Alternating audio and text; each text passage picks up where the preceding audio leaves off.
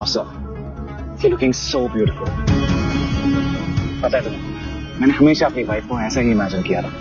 बस अब कुछ ही देर की बात है, फिर बहुत जल्द मैं तुम्हारी वाइफ मिसेस सौम्या सक्सेना बन जाऊंगी। श्रीमती जी, आपका शुभ नाम?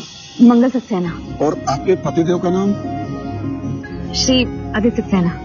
ओम त्र्यंबकम यजा। सोम्या चाल तो बहुत अच्छी चलती है। यहाँ पर भाई आदित्य का बर्थडे है और उसको लग रहा था कि मंगल नहीं आनी चाहिए और मंगल को बॉक्स में बंद करवा के वो ट्रक में भेज भी देती है, लेकिन मंगल यहाँ पर इतनी ज्यादा कोशिश करती है कि वो बॉक्स वगैरह में से निकल तो जाती है, पर यहाँ जो ट्रक था ना उसमें बंदी रहती है। अब उसमें जैसी वो बाहर निकलने की कोशिश करती है तो भाई पीछे से यहाँ पर एक भगवान का दूत आ जाता है, क्योंकि यहाँ पर मुश्किल में तो थी वो, और उस भगवान के दूत का नाम था मनन। अब भाई मनन तो नॉर्मली अपने सड़क पे कार चला रहा है, लेकिन देखता है कि अरे ये पीछे से कुछ तो आवाज आ रही है और किसी का चेहरा तो दिख रहा है। अब वो जैसे ही वो मेटाडोर रुकवाता है जिसमें वो फंसी हुई थी, तो देखता है कि भाई यहाँ तो मंगल है। और वो औरत देख रही है आपको? वो आंटी, मैं उनको जानती हूँ, ये तो वही है जिन्होंने मेरी मदद की थी। तुमने अपने मम्मी पापा को से बता दिया क्या?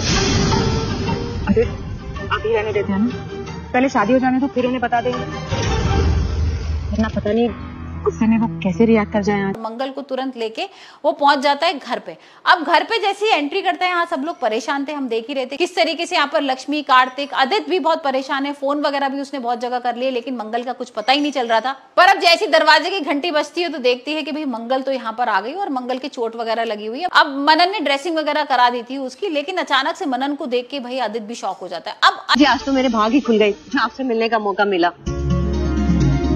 मंगल तुम बताओ, तुम्हारा फिर से कोई एक्सीडेंट हुआ है क्या?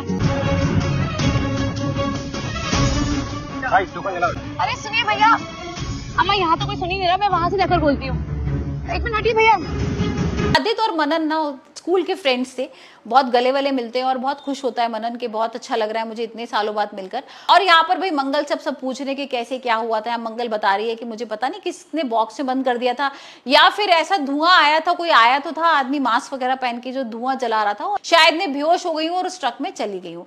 अब ये सारी चीजें यहाँ पर हो रही है, लेकिन लक्ष्मी अपना दिमाग चला रही है और बोल रही है कि नहीं, हमें पता करना पड़ेगा, हमें पुलिस स्टेशन जाना पड़ेगा।